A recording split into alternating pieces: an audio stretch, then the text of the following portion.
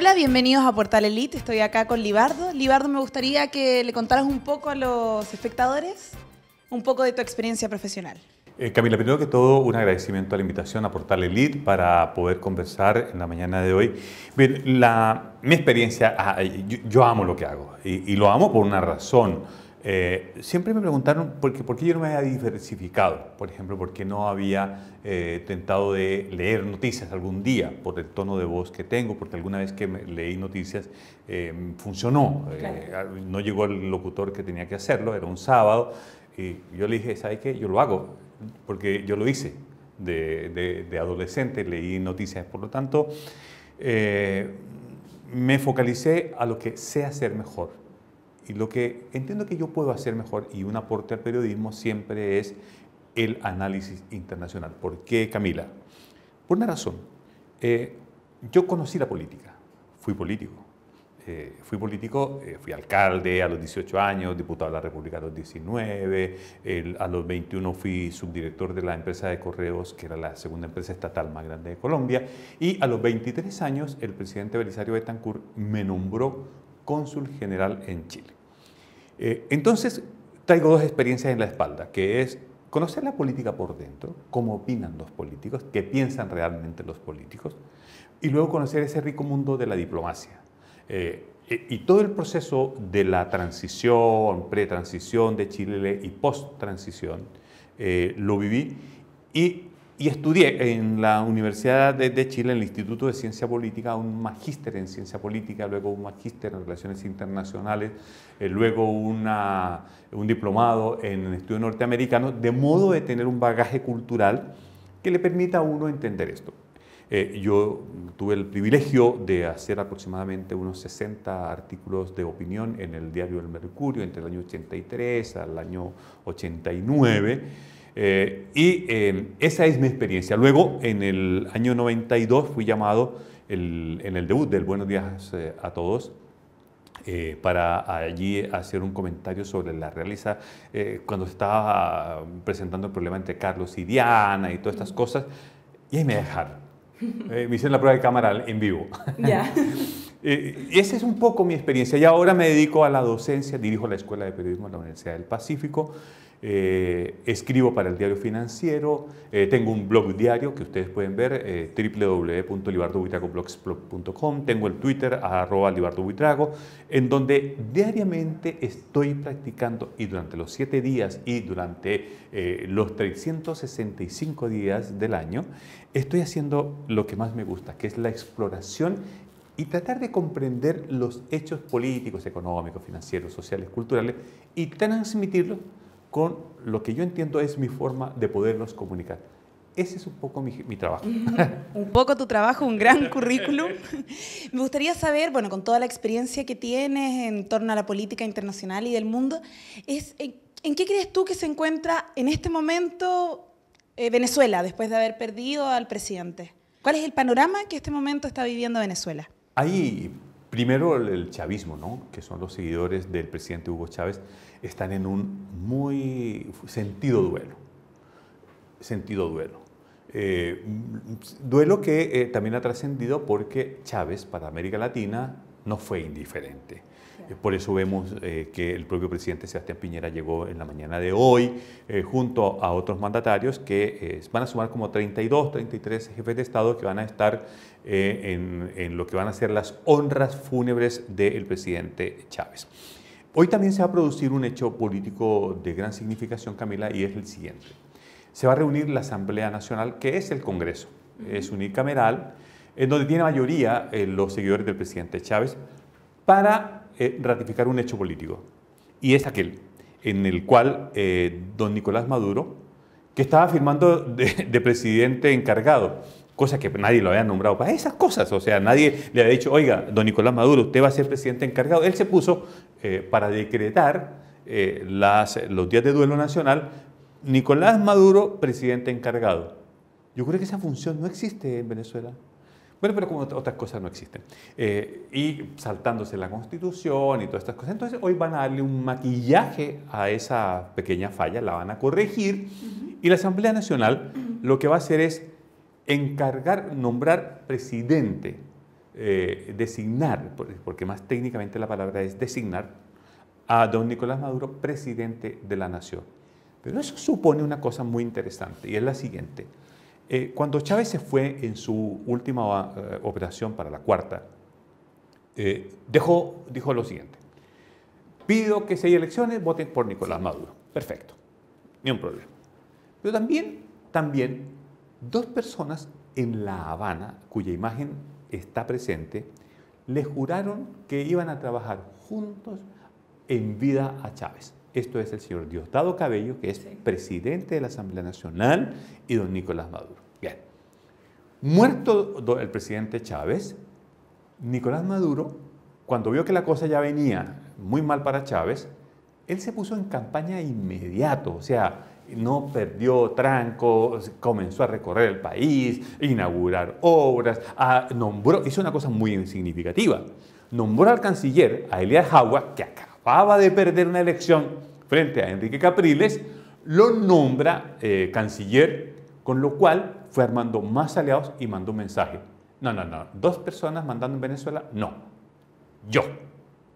Y hoy, y en tanto el cuerpo esté ahí presente de Hugo Chávez, la fuerza política de Maduro se ratifica. Entonces, el primer hecho político en Venezuela hoy es la consolidación del liderazgo de Nicolás Maduro en la sucesión del presidente Hugo Chávez Frías. Dijiste honras fúnebres. ¿Qué significa eso?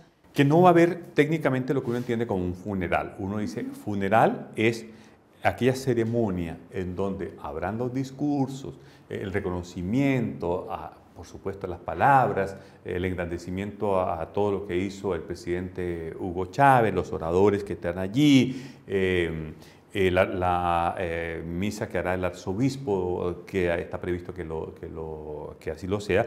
Y después uno entiende que en la mecánica natural se toma el cuerpo y se sepulta. Eso no va a ocurrir. El sistema de embalsamiento significa de que se van a hacer honras fúnebres. Esto significa lo siguiente: se va a honrar en el tramo final, en una ceremonia con la presencia de los 33 dirigentes del mundo, muchas delegaciones que van a ir a presentar sus respetos, el cadáver ahí expuesto del presidente Hugo Chávez. Luego se va a hacer un perfeccionamiento del tratamiento químico, aplicación de formol, glicerina y otras cosas que son los componentes para mantener el cuerpo, para perfeccionar los restos mortales y dejarlos para una exposición permanente, que ellos quieren tenerlo como la gente hoy. Uno va a Moscú y puede visitar la Plaza de Lenin, uno puede ir a lo que es en Vietnam y ver a Ho Chi Minh, o ir a Beijing y ver el cuerpo de Mao Zedong. Entonces quieren hacer eso, y es que haya una urna permanente, de modo de que lo puedan hacer. Eso es el embalsamiento, cuyo tratamiento inicial ya se hizo absolutamente, o si no se hubiera descompuesto y entonces no se podía hacer ya lo otro. Habrá ese perfeccionamiento, y en eso, entonces las honras fúnebres que vamos a tener es eso: discursos, la homilía religiosa correspondiente. Recordemos que en los últimos tiempos se volcó el presidente Chávez de nuevo con fuerza a la religión, y por lo tanto va en esa dirección. Y luego entonces las delegaciones se dirán. Será expuesto el cadáver, los restos, unos días más para que lo sigan visitando los chavistas, y luego entonces quedará una parte absolutamente definitiva, que todavía hay discusión si es al lado de Bolívar, si es adelante, detrás, al lado, no sé dónde, para dar la idea de igualdad con Bolívar. Bueno, una cosa ya. Pero leí por ahí que después de 25 años recién él podría acompañar el cuerpo de Bolívar. ¿Se podría ignorar ese como decreto y finalmente tener a Bolívar y a Chávez? Mira, Camila, si lo quieren poner encima de Simón Bolívar, lo van a poner encima mañana. No, de esas nimiedades, de esas cositas no se van a... No, eso en otra noche a Maduro. No, ¿dónde lo quieren poner? Absolutamente. Lo quieren poner adelante, al lado, encima. Lo ponen. No vamos a entrar, 25 años. No vamos a entrar en esas pellejerías, ¿no? Sí, total, 25 años. No, estamos aquí con el comandante y vamos a ver. Eso es el concepto de honras fúnebres y lo que ha ocurrido el día de hoy. Pero con respecto a las elecciones presidenciales que se aproximan, ¿qué crees que va a pasar con la oposición, con Maduro? ¿Y cómo tú crees que la oposición debería tomar esta forma de candidatearse sin ofender a los seguidores de Hugo Chávez? Voy a partir por lo último, que es muy interesante. Esa es la peor dificultad que tiene Enrique Capriles, que ya va a ser el candidato de la oposición.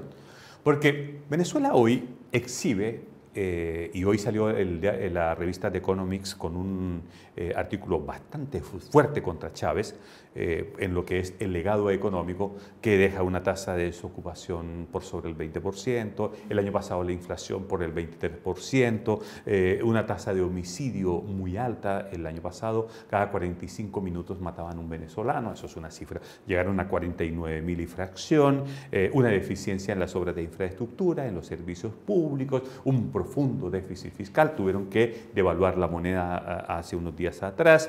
Entonces, con todo eso, que para un candidato opositor sería una oportunidad enorme para hacer campaña, pero cuando Enrique Capriles salga y diga, es que en Venezuela hay un profundo déficit fiscal, ataca a un muerto. Cuando él diga, hay una profunda sensación de inseguridad ciudadana porque cada 45 minutos matan a un compatriota, va a decir Capriles, está atacando a Chávez. Entonces, el problema es que en cada aseveración que pueda hacer Capriles, va a atacar a Chávez. Y Maduro, esto en el caso de que yo fuera asesor de Maduro, que no lo soy, pero Maduro tiene la campaña hecha, es tomar.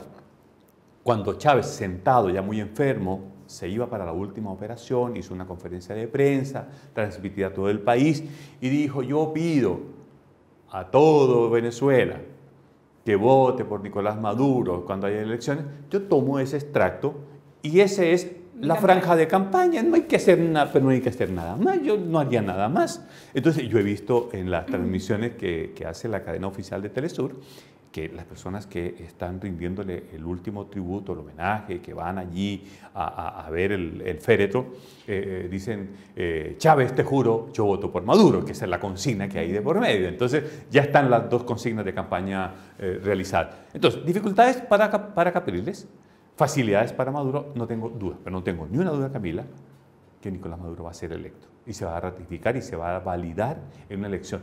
Porque en 30 días es muy difícil. Primero, el país sigue en duelo, los chavistas en duelo, y van a salir en masa a cumplir la última instrucción que dio su comandante, el presidente Hugo Chávez. No me cabe duda que inclusive del 54% que sacó en la última elección presidencial del pasado 7 de octubre, es muy probable que Maduro eleve un poco el porcentaje, pero va a estar 54 para arriba. Por lo tanto, las posibilidades de Capriles no son en esta oportunidad, seguramente un poco más adelante. ¿Tú crees que el pueblo venezolano estaba preparado para asumir la muerte de Chávez y qué significa que haya un funeral sin cuerpo? Nunca, ni uno mismo se prepara para la muerte. Yo creo que el presidente Chávez, él mismo lo deja ver. Cuando uno está en un estado de salud tan deteriorado, pasan tres cosas. Uno es la esperanza de vida. A todo ser humano, independientemente, creo, religioso, política, color de piel, todo eso. Siempre la esperanza de que uno se pueda recuperar. Segundo, la voluntad de vivir. Y tercero es la resistencia del cuerpo a las intervenciones médicas para que se puedan cumplir las otras cosas. Pero hay una cosa que finalmente ocurre y es que el ciclo vital llega a un término. Si dos de esas cosas fallaron, no es que Chávez no haya querido vivir, quería vivir para ver más adelante su proyecto de la revolución bolivariana y del chavismo. Sin embargo, lo que no pudieron sus enemigos políticos, lo pudo una enfermedad, que todavía no sabemos. Es cáncer, su jefe de seguridad, el general que estaba a cargo de su seguridad, dijo que era un paro cardiorrespiratorio fulminante. En fin, independientemente cuál haya sido la causa que le arrebata la vida al presidente Chávez, se da esa cosa final de que uno lucha con esperanza y la expectativa de vida para no perderse. Entonces, en ese sentido, ya llegado el momento en que hay que aceptar, el pueblo venezolano no estaba preparado. No estaba preparado porque se suponía que él les había dicho, estoy batallando, estoy dando una lucha, salían informaciones, salían cosas, aunque habían otros médicos, el doctor Marquina, que decía que se había hecho un muy mal diagnóstico desde el comienzo, un pésimo tratamiento y que eso no había contribuido a atender eficientemente al presidente Chávez. En ese sentido, este médico venezolano, o especialista, oncólogo, con muy buenas fuentes de información, se anticipó a los hechos. Pero sin embargo, los chavistas se resistían y aún se resisten. Ven el féretro, yo los he visto, ven el féretro y quisieran ellos revivirlo. El amor de los seguidores de Chávez hacia Chávez es un amor auténtico, legítimo, de ver gente popular allí expresándole su afecto, su cariño. Chávez hizo una cosa muy interesante en política, que fue tener una conexión con aquellos que nunca habían tenido la sensación de tener el poder. Entonces Chávez era uno de ellos que había alcanzado el poder. Y Chávez nunca perdió de vista que sus orígenes estaban allí. Y por lo tanto, al no perderlo, son esas clases que han salido parte importante de la extrema pobreza, que les llegaba la mano de la obra de Chávez, que se resisten a creer que Chávez finalmente ha desaparecido. En ese cuadro, por un tiempo va a estar muy cohesionado. Y una pregunta, ¿qué va a pasar entonces con los chavistas sin Chávez? Se va a fundar el partido del chavismo. Podemos inclusive, yo casi que estoy corriendo a irlo a registrar para que después me paguen por pagar el partido, el chavismo. Tal cual ocurrió con Juan Domingo Perón, cuando él falleció, se creó y se fundó el peronismo, que luego transitó al justicialismo y finalmente hemos visto cómo desencadena. Por el corto plazo, va a aparecer un partido político, ya no va a ser el Partido Socialista Bolivariano, esas cosas van a desaparecer en el corto plazo y va a aparecer el Partido Chavista. Y ese Partido Chavista va a ser para aglutinar a los seguidores de Hugo Chávez. Yo no sé si sea esa contradicción brutal que se dio en Argentina, en donde Menem, que era la antípoda de lo que pensaba Perón, termina gobernando y dominando el partido peronista durante mucho tiempo. Es un partido muy fraccionado. Pero en Venezuela, por lo pronto, lo que vamos a tener es la creación, fundación, irrupción del peronismo como una corriente política en Venezuela. Claro.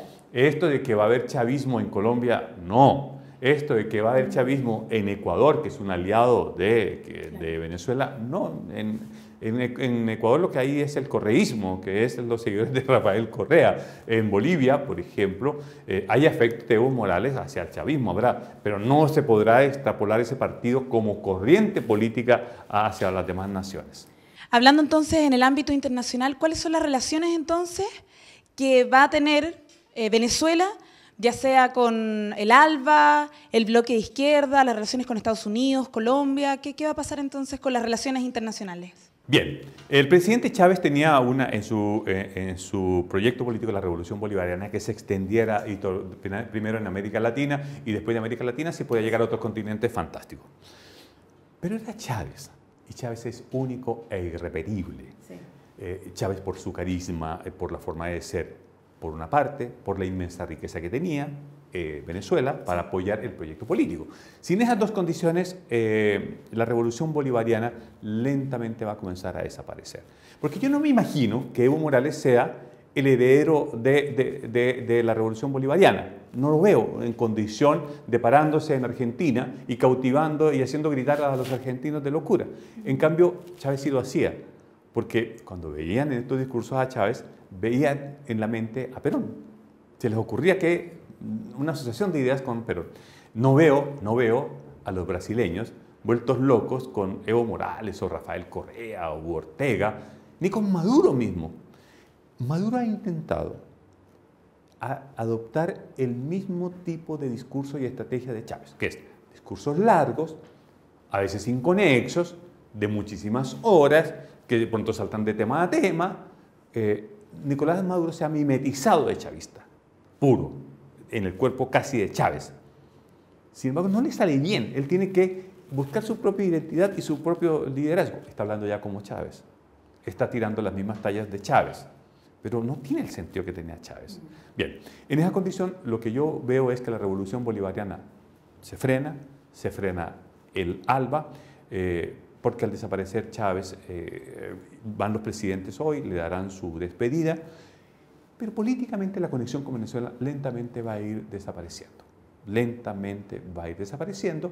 Y ahora, con Estados Unidos, mire, Estados Unidos lo único que le importa realmente de Venezuela es que le siga vendiendo el petróleo.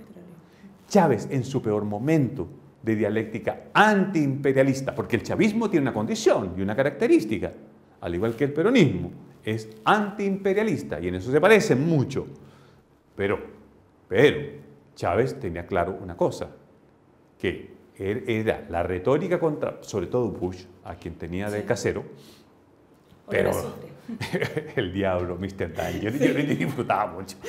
Sí, Mr. Danger era Bush.